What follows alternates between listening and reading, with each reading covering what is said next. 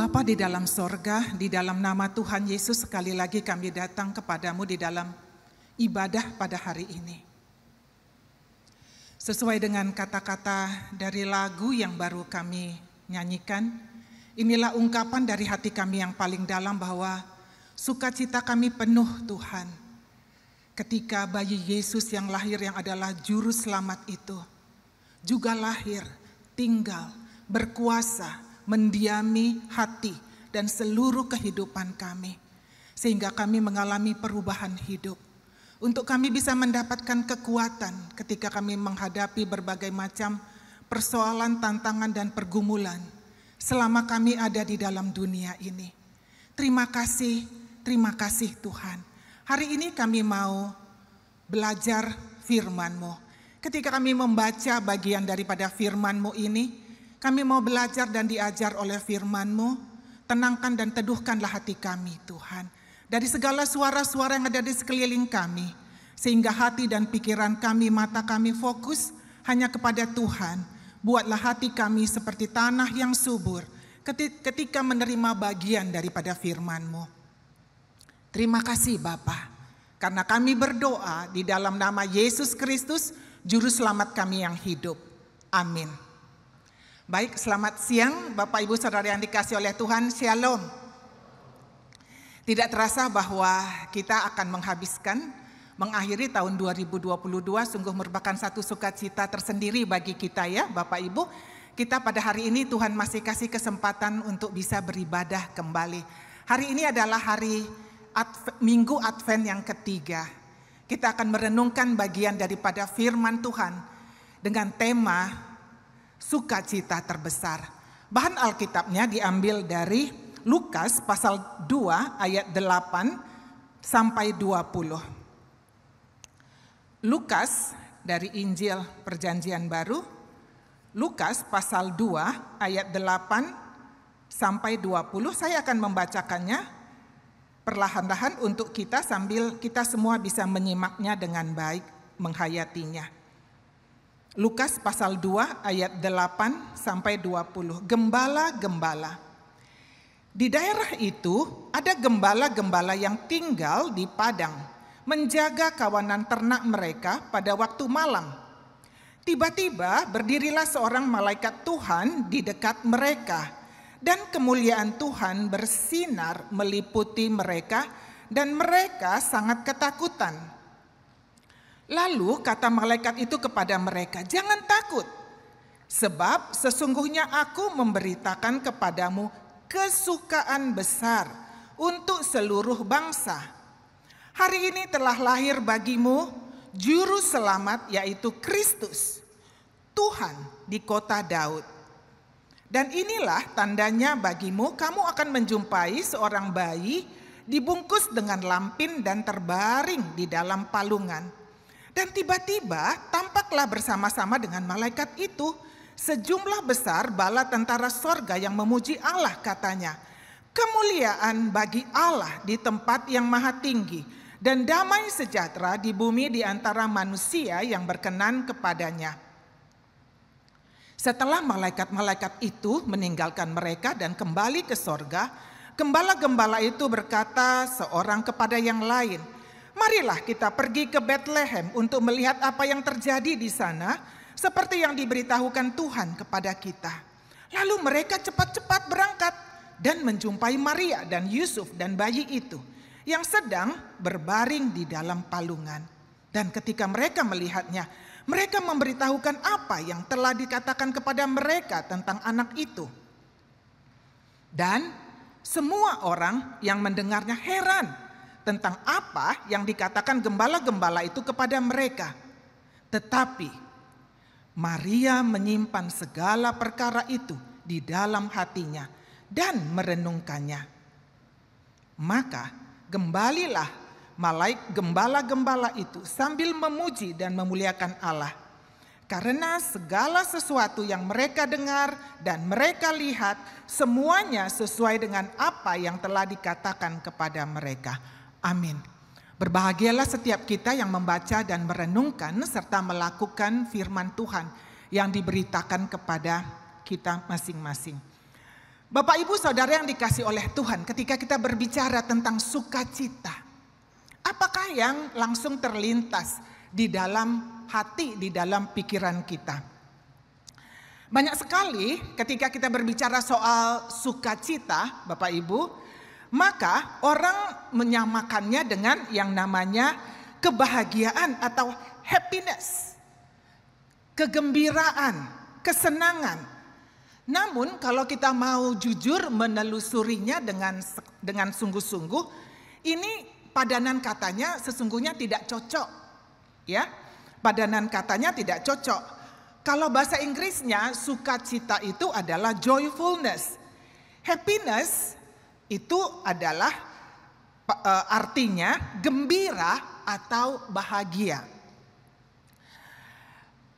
Ada satu kamus yang saya baca mengatakan bahwa berbicara tentang sukacita itu, bahwa sukacita itu mencakup bahagia, dikatakan di sana di dalam kamus tersebut. Sukacita mencakup bahagia, tetapi tidak sebaliknya, Bapak Ibu. Sukacita itu juga bisa dikatakan bahwa kita bisa merasakan satu kebahagiaan. Sehingga tidak heran kalau kita memikirkan akan hal ini, banyak orang yang mengaitkan kebahagiaan itu dengan sesuatu yang menyenangkan, sesuatu yang menggembirakan hati kita, kenyamanan, dan itu bersumber dari situasi hidup di luar kita yang kita rasakan itu lancar, baik, sesuai dengan keinginan kita. Namun kita bisa melihat bahwa bagi kita orang yang percaya kepada Tuhan Yesus, tidak demikian dengan apa yang dikatakan oleh Alkitab. Karena Alkitab sendiri memiliki konsep tersendiri tentang sukacita. Kita banyak sekali membaca baik di Perjanjian Lama maupun di Perjanjian Baru, khususnya di Yakobus dikatakan di situ bahwa orang-orang percaya atau orang-orang Kristen, mereka tetap bisa bersukacita di tengah berbagai macam ujian.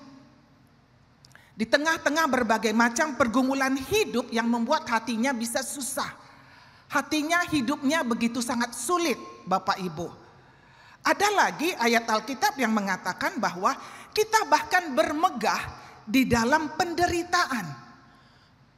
Kalau orang yang tidak memahami sungguh-sungguh apa yang Alkitab jelaskan, maka ini merupakan satu hal yang mustahil bagi mereka.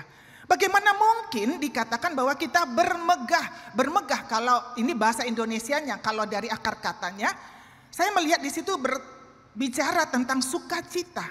Kita bermegah bahkan di dalam penderitaan. Rasul Paulus mengucapkan satu paradoks lagi yang tertulis di dalam 1 Korintus. Dikatakan bahwa sebagai orang yang berduka cita, namun senantiasa bersukacita. Wah, orang bilang, ih, gak masuk akal lah. Bagaimana mungkin berduka cita, kemudian dikatakan senantiasa bersukacita? Aneh bukan? Namun kita bisa melihat di sini apa yang dimaksud oleh Alkitab tentang hal ini. Khususnya kita mau belajar sukacita besar yang dikatakan oleh Alkitab dari bahan yang sudah kita baca.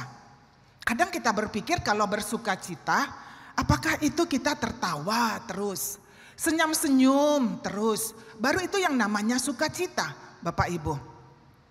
Mari kita melihat apa yang dikatakan oleh Alkitab melalui bahan ini. Itu dikatakan ketika malaikat berkata kepada para gembala yang sedang menjaga kawanan ternak mereka di padang pada waktu malam. Perhatikan, ini akan menjadi fokus kita di ayat 10 dan 11. Malaikat berkata kepada mereka, kepada para gembala itu, "Jangan takut, sebab sesungguhnya aku memberitakan kepadamu," ini dia, "kesukaan besar." Untuk siapa? Untuk seluruh bangsa. Kesukaan besar itu apa? Ini ayat 11. "Hari ini telah lahir bagimu juru selamat, yaitu Kristus, Tuhan di kota Daud." Bapak Ibu, mari kita perhatikan di sini apa yang dikatakan oleh Alkitab. Sukacita besar untuk seluruh bangsa. Sukacitanya begitu sangat luar biasa, Bapak Ibu. Apa sukacita besarnya? Perhatikan sekali lagi di sini dikatakan, hari ini telah lahir bagimu juru selamat, yaitu Kristus Tuhan di kota Daud. Mengapa malaikat mengatakan berita kelahiran Yesus merupakan satu kesukaan yang besar? Kalau bahasa Indonesianya saya kurang tahu, kalau yang bahasa Mandarinnya dikatakan di sini langsung malaikatnya bilang kesukaan besar. Tapi ini sangat indah sekali kalau kita baca dalam bahasa Inggrisnya. Dengan jelas sekali. Sederhana tapi jelas. Dia bilang kesukaan besar itu istilahnya adalah good news that will bring great joy. Sekali lagi, kesukaan besar dalam bahasa Inggrisnya, statementnya dikatakan good news that will bring great joy. Kita tahu Bapak Ibu kalau yang kita sebut belajar di Alkitab, good news itu kata lainnya itu adalah Injil, bukan? Jadi kita bisa tahu bahwa kesukaan besar ini, sukacita yang terbesar ini ada kaitannya dengan Injil. Dan kita tahu Injil itu juga berpusat kepada Kristus Yesus. Wow. Sekarang kita mau melihat apakah yang termaksud di dalam, tercakup di dalam yang namanya sukacita besar itu, kesukaan besar itu. Apa-apa sajakah yang termasuk di dalamnya?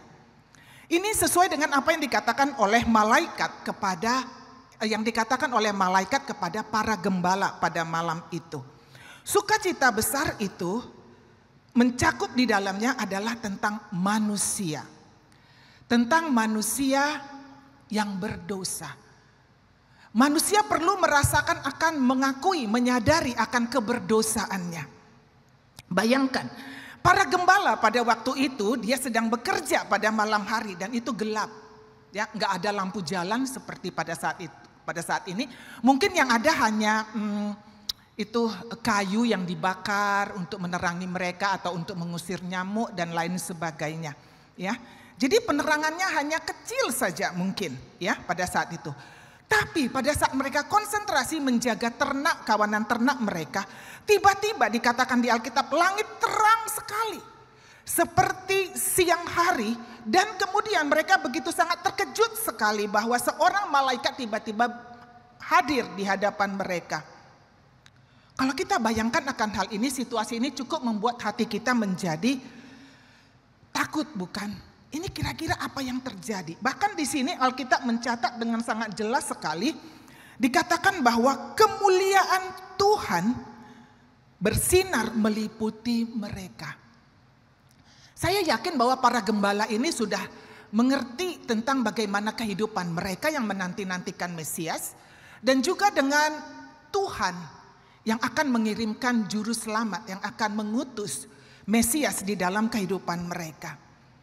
Selain mereka memang takjub, takut, tapi lebih dekat di sini dari bahan yang saya pelajari di sini, mereka menyadari pada saat itu melihat, karena di Alkitab dikatakan ada kemuliaan Tuhan.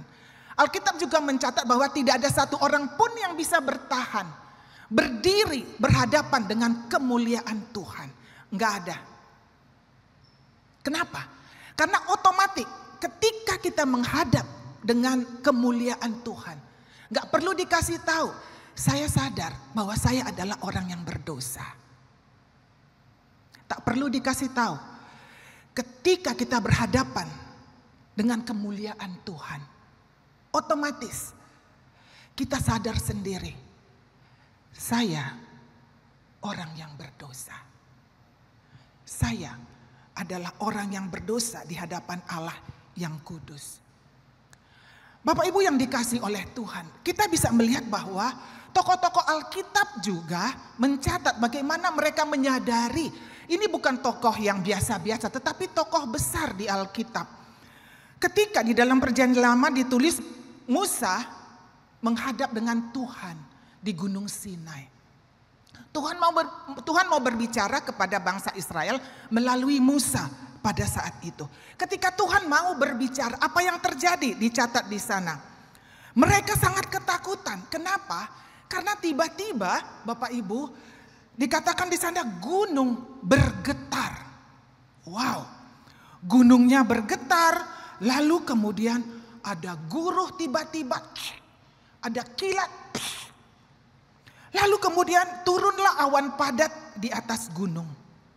Dan bunyi sangkakala terdengar dengan sangat keras sekali. Bangsa Israel gak perlu dikasih tahu. Mereka satu orang pun tidak ada yang berani mendekat ke Gunung Sinai. Karena mereka pada saat itu merasakan mereka tidak sanggup berhadapan dengan Allah yang kudus. Mereka sangat gentar. Mereka tidak berani. Mereka merasa ketakutan. Bukan hanya itu saja. Yesaya juga seorang nabi besar. Dia melihat Tuhan melalui sebuah visi. Lalu kemudian dia baru sadar. Dia bilang, celakalah aku binasa. Dia tahu. Atau kalau terjemahan bebasnya dia bilang, matilah aku. Aku udah melihat Tuhan. Enggak layak. Kenapa? Aku orang yang berdosa. Dia menyadari seketika itu juga. Karena bagi kita dengan keberdosaan kita, itu sangat menakutkan ketika kita berhadapan dengan kemuliaan Tuhan. Bapak Ibu yang dikasih oleh Tuhan, semakin kesini di zaman sekarang ini. Banyak orang sekarang dengan kemajuan zaman, dengan teknologi yang semakin canggih. Orang-orang banyak mengabaikan akan kepekaan hal seperti ini. Kurang menyadari akan keadaan dirinya sebagai manusia yang berdosa. Kadang lebih mengakui dia adalah orang yang baik, cukup baik dengan segala perbuatan baik yang dilakukannya Bapak Ibu. Bapak Ibu yang dikasih oleh Tuhan, sebenarnya sebesar apapun perbuatan baik kita, tidak bisa menolong kita keluar selamat daripada penghakiman terakhir. Saya mendapatkan satu artikel, siapa ini? Ini baru saya baca di detik.com. Berita Desember 22. Ini adalah seorang yang bernama Samuel Bateman. Dia ada di Amerika. Ini dia, saya kutip, kasih secara singkat. Dia ini di Amerika, dia mengaku seorang nabi. Dan kemudian nabi Tuhan. Dan kemudian dia punya istri 20 orang. Ini beritanya baru. Bisa buka di detik.com berita Desember ini. Minggu ini. 20 istrinya. Dan sebagian besar istrinya itu adalah anak-anak di bawah umur. Dan dicatat di sana bahwa dia adalah mantan anggota, ini nama gerejanya, Gereja Fundamentalis Yesus Kristus dari orang-orang suci zaman akhir. Setelah dia menjadi anggotanya beberapa saat, lalu kemudian dia meninggalkan gereja ini dan kemudian dia membentuk kelompoknya sendiri. Dan dia punya pengikut-pengikut juga. Bapak-bapak, ibu-ibu, remaja, pemuda, dan lain sebagainya. Bagaimana dia bisa menghidupi, menjalankan kelompoknya ini, kelompok yang barunya ini. Dia mendapatkan dukungan finansial dari pengikut para pria.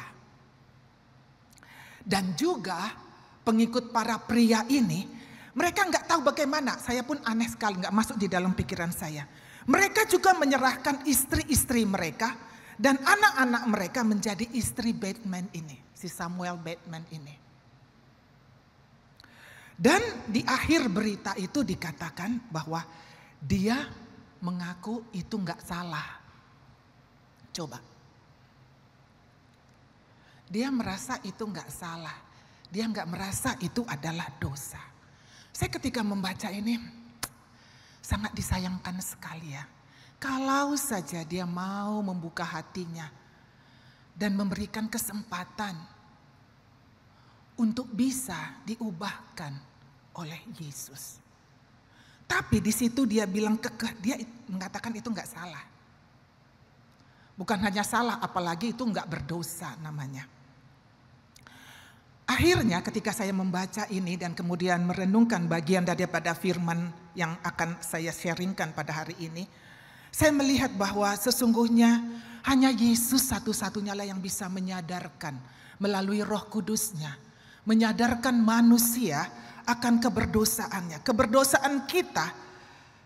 Dan ketika kita sadar, itu akan memberikan kehidupan yang baru, perubahan hidup. Bahkan kita bisa berbalik dari dosa-dosa kita. Dan kita datang mengikut Tuhan di dalam seumur hidup kita.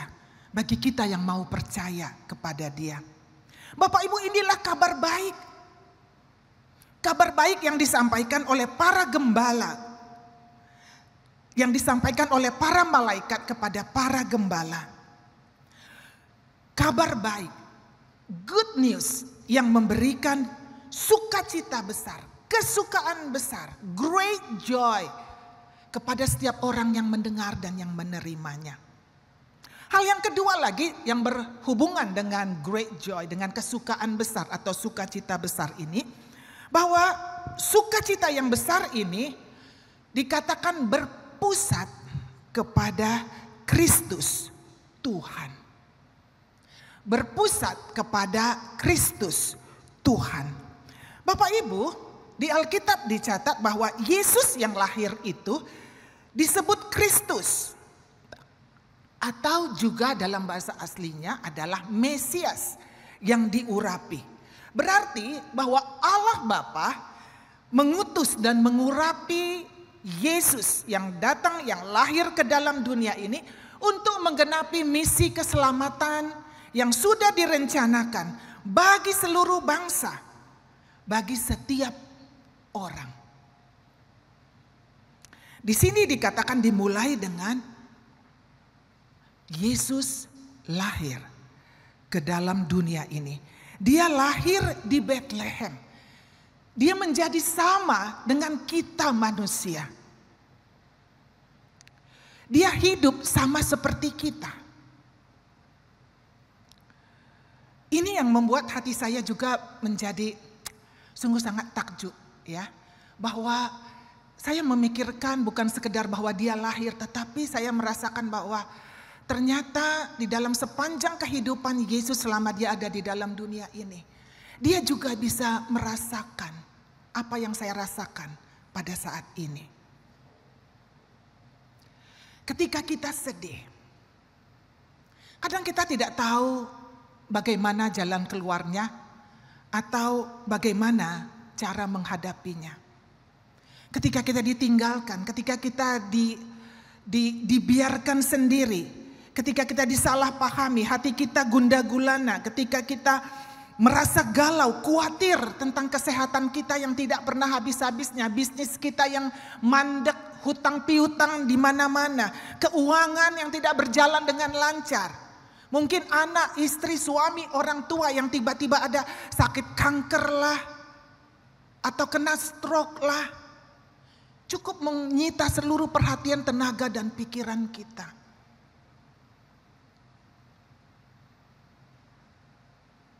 Saat kita sendiri bahkan.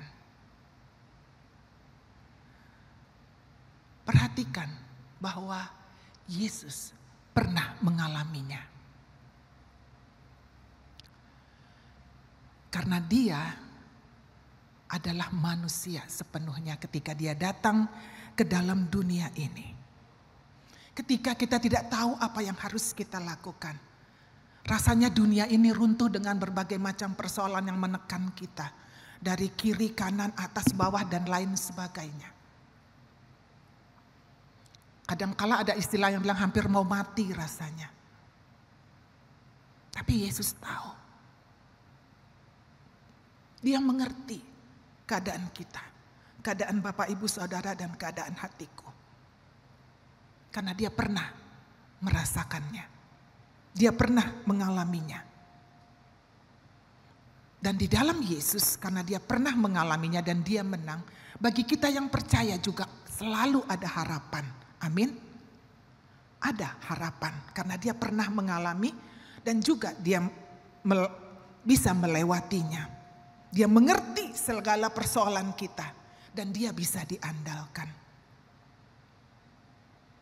Dia lahir, betul-betul dia lahir. Sama seperti kita. Satu hal yang membuat berbeda, bahwa dia kudus. Dia tidak berdosa. Dan di sini dikatakan lagi satu sukacita besar. Bahwa dia lahir ke dalam dunia ini, benar-benar dia lahir sebagai manusia sama seperti kita. Mengalami apa yang kita alami, haus, lapar. Dan kemudian sedih, ditinggalkan sendirian. Dia mengalaminya. Dan juga dikatakan di sini bahwa dia juga adalah Tuhan. Hari ini telah lahir bagimu juru selamat, yaitu Kristus, Tuhan. Dia adalah Tuhan. Dia juga adalah manusia. Misinya datang ke dalam dunia ini adalah menyelamatkan manusia yang berdosa, Bapak, Ibu, dan juga saya. Ketika kita menyadari akan keberdosaan kita adalah manusia yang berdosa, otomatis nggak perlu diajarkan. Kita butuh seorang juru selamat yang menyelamatkan kita dari hukuman dosa kita, yang tidak bisa kita selesaikan dengan segala kebaikan kita, dengan segala apa yang kita punya. Dia adalah Tuhan. Dia adalah Tuhan. Karena hanya dia satu-satunya yang sanggup menyelesaikan persoalan yang ada di dalam hidup kita. Tadi persoalan ekonomi, keluarga, relasi, bisnis, keuangan, pegawai-pegawai, dan lain sebagainya. Tetapi persoalan terbesar yang kita alami di dalam hidup kita, hanya Yesus yang bisa selesaikan. Bukan sekedar untuk fisikal kita. Tetapi terlebih adalah soal hati kita, dosa-dosa kita. Hanya Yesus yang bisa membereskannya. Kebaikan sebaik apapun, harta, aktivitas sehebat apapun, pengorbanan semahal apapun tidak bisa menggantikan atau menyelamatkan kita dari persoalan dosa kita. Dan itu dibereskan oleh Tuhan satu-satunya melalui pengorbanannya di atas kayu salib. Dia rela disalibkan, mencurahkan darahnya, dia mati dan bangkit. Hidup untuk selama-lamanya. Untuk apa? Menyelamatkan Bapak, Ibu, dan saya dari hukuman dosa dan memberikan hidup yang kekal, hidup yang baru di dalam kehidupan kita. Dan inilah yang dicatat ribuan tahun yang lalu oleh Nabi Yesaya di dalam Perjanjian Lama. Dia mengatakan di sini, ia sangat dihina, maksudnya Yesus. Ia sangat dihina sehingga orang menutup mukanya terhadap dia. Dan bagi kita pun dia tidak masuk hitungan. Tetapi sesungguhnya penyakit kitalah yang ditanggungnya. Dan kesengsaraan kita yang dipikulnya. Padahal kita mengira dia kena tulah, dipukul dan ditindas Allah. Dia Tuhan. Dialah satu-satunya Bapak Ibu yang bisa menyelesaikan persoalan terbesar di dalam hidup kita, yaitu persoalan dosa. Suami, istri, orang tua, bahkan orang yang paling dekat sekalipun dari kita tidak bisa menyelesaikannya bagi kita. Ini seorang yang bernama Budi Haryanto. Siapa dia? Dia adalah seorang, ini kejadiannya kurang lebih 20-an tahun yang lalu ya. Dia seorang yang rajin, percaya Tuhan, dan dia melayani Tuhan dengan setia. Suatu saat kemudian dia menderita sakit jantung. Agak lama prosesnya, dan kemudian dia punya keluarga, seorang istri dan seorang anak kecil namanya Michael, seorang anak laki-laki. Ternyata penyakit jantungnya sangat menggerogoti dirinya, semakin susah dan semakin kurus ya, seperti itu. Lalu dia bilang kepada istrinya, kalaupun saya lebih dahulu dipanggil oleh Tuhan, saya percaya bahwa Tuhan akan peliharakan kamu dan Michael, anak kita. Ini imannya.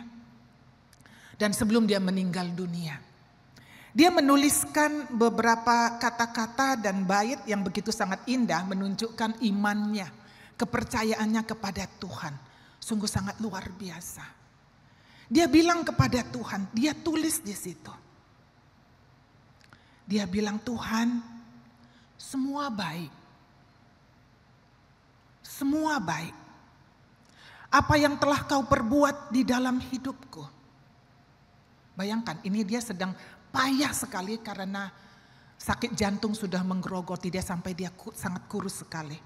Lalu dia bilang, semua baik, sungguh teramat baik. Kau jadikan hidupku berarti. Ini adalah bait penggalan refren dari lagu Semua Baik. Dan lagu ini memberkati banyak sekali orang termasuk saya. Ketika saya merasakan satu kepedihan atau beberapa pergumulan, saya nyanyikan aja refnya ini, itu sangat memberkati dan menyatakan bahwa Tuhan baik kepada saya walaupun kadang hidup saya susah. Tuhan baik. Tuhan baik. Ini pernyataan imannya. Inilah apa yang dikerjakan oleh Sang Juru Selamat, bagian daripada berita kesukaan ini, good news yang disampaikan oleh malaikat kepada para gembala. Tentang Juru Selamat, yaitu Kristus Tuhan itu. Yang memberikan kesukaan besar. Walaupun saya merasakan sakit. Walaupun saya merasakan susah, air mata terus mengalir. Tapi kita bisa mengatakan, Tuhan baik. Kenapa? Karena ketika Yesus ada di dalam dunia ini, dia pernah mengalaminya sendiri. Dan dia melewatinya. Dan Yesus bisa memberikan kekuatan kepada kita.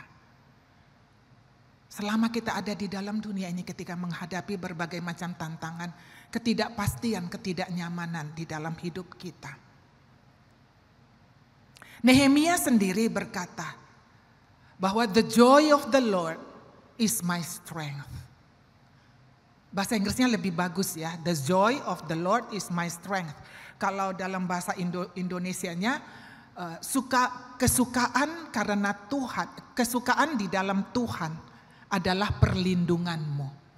Tidak apa-apa, tapi saya lebih suka yang bahasa Inggrisnya. The joy of the Lord is my strength. Ya, inilah kesukaan yang Tuhan berikan kepada kita.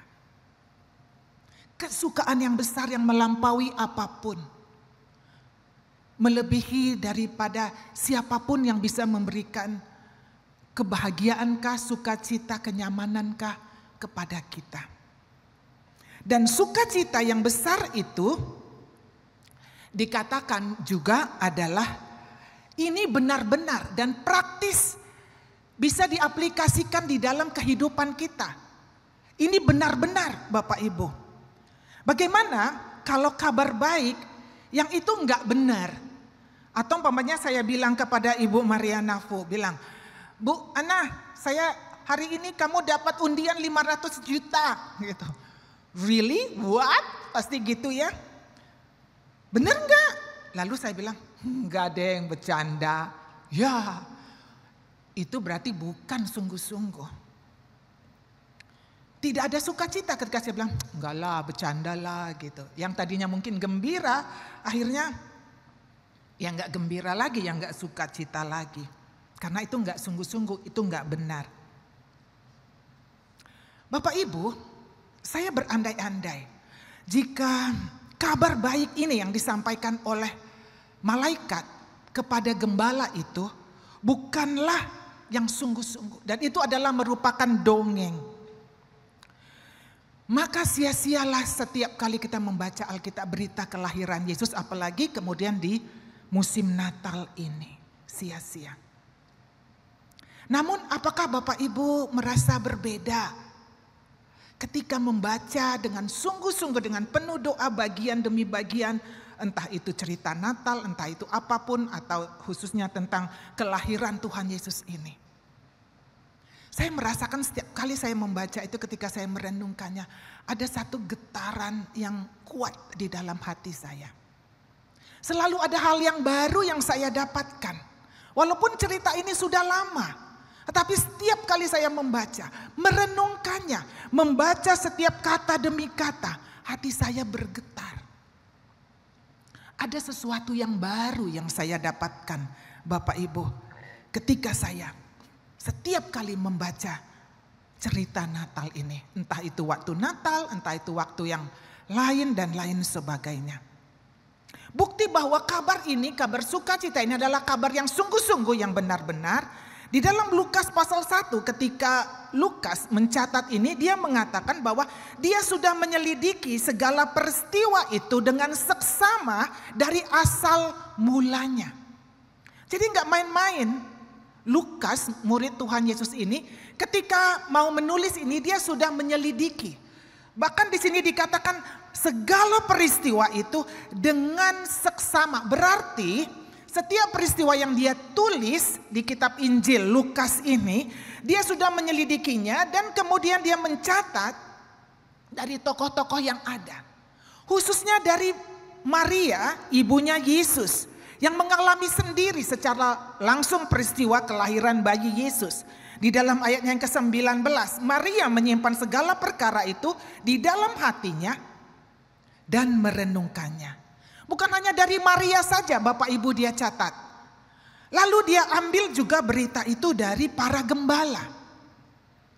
Ayat 20, kembalilah gembala-gembala itu sambil memuji dan memuliakan Allah.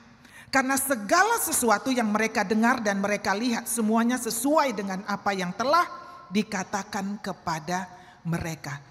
Kabar yang dia tulis ini, kabar baik ini, bukan rekayasa, bukan hoaks, bukan dongeng, bukan cerita fiktif, tetapi sungguh-sungguh benar. Dan terlebih lagi untuk kita saat ini, bisa kita aplikasikan secara praktis di dalam kehidupan kita.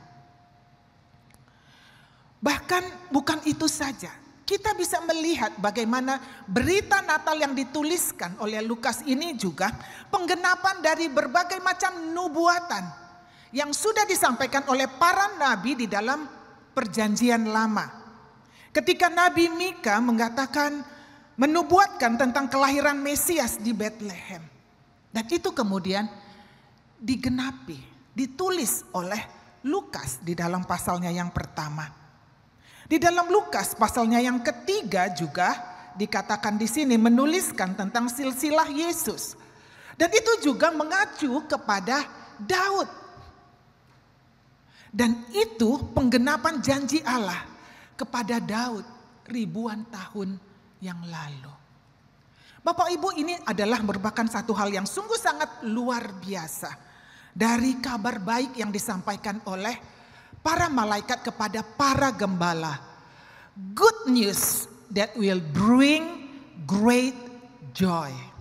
Saya lebih suka yang bahasa Inggrisnya. Kalau bahasa Indonesianya hanya kesukaan besar. Tapi lebih jelas ketika dikatakan good news that will bring great joy. Ada satu kutipan di sini sebagai konklusinya yang mengatakan joy is not the absence of suffering. It is the presence of God. Bukan berarti ketika kita bersukacita, kita mengalami sukacita yang besar, great joy. Kemudian kita tidak ada kesusahan, kesulitan ataupun penderitaan. Bukan. Tetapi di tengah-tengah berbagai macam hal sedemikian, bahwa Tuhan hadir. Dia ada. Sehingga tidak heran ketika Injil ini diberitakan, good news ini diberitakan, sanggup mengubah hati setiap orang dan memberikan satu sukacita yang besar bagi orang-orang yang mendengar dan yang menerimanya. Kesukaan besar ini Bapak Ibu harus dialami dan diberitakan. Walaupun tidak tertutup kemungkinan dari berbagai macam kisah ketika para misionari atau hamba-hamba Tuhan ketika memberitakan pekabar-pekabar Injil ini, memberitakan good news ini kepada banyak orang. Mereka harus melewati berbagai macam tantangan. Hidup enak tidak selalu berpihak kepada dia. Tidak jarang perjuangannya juga sungguh sangat berat. Butuh waktu yang lama. Kadangkala buahnya juga sedikit. Atau kadangkala dengan waktu yang lama buahnya juga enggak ada. Namun tetaplah janji Tuhan dikatakan di sini, Injil itu memberikan satu kesukaan besar, great joy bagi setiap orang yang menyampaikannya dan yang menerimanya. Injil itu sudah cukup menghadirkan sukacita di dalam hidup mereka. Situasi ini bertolak belakang sekali bukan dengan keadaan akhir-akhir zaman ini. Ketika banyaknya para orang-orang yang terkenal, artis, mereka mengalami kehidupan yang hebat, tenar, populer, kenyamanan hidup, ada kemewahan. Tapi dicatat di Alkitab dari berbagai macam artikel kita melihat bahwa mereka mengaku tidak punya sukacita. Akhir-akhirnya berakhir dengan putus asa, depresi, dan kemudian mereka bunuh diri. Gak ada sukacita walaupun mereka mewah, walaupun mereka terkenal, dipuja, ditepuk-tepuk orang, luar biasa. Bagaimana dengan kita pada saat ini Bapak Ibu? Apakah kita sudah mengalami sukacita besar itu? Sekarang saatnya menerima Injil itu. Yang memberikan sukacita, great joy di dalam hidup kita. Yang tidak tergantung lagi dengan lingkungan yang ada di sekeliling kita. Dan kalau kita sudah punya great joy, kesukaan besar, sukacita yang besar itu, apakah kita sudah membagikannya kepada sekeliling kita? Semoga Tuhan menolong kita. Kita berdoa. Tuhan, terima kasih untuk firman-Mu. Terima kasih Bapa, bahwa hanya Engkau satu-satunya yang bisa memberikan sukacita yang besar di dalam hidup kami yang tidak bisa diberikan oleh dunia ini maupun siapapun. Sukacita yang besar itu bisa menolong kami menghadapi berbagai macam tantangan, kesulitan, bahkan tekanan-tekanan sekalipun. Bahkan kami bisa bersukacita di tengah-tengah duka cita kami. Tetaplah Tuhan beserta dengan kami. Tetaplah Tuhan menjaga hati kami. Di dalam nama Yesus Kristus kami sudah berdoa. Amin.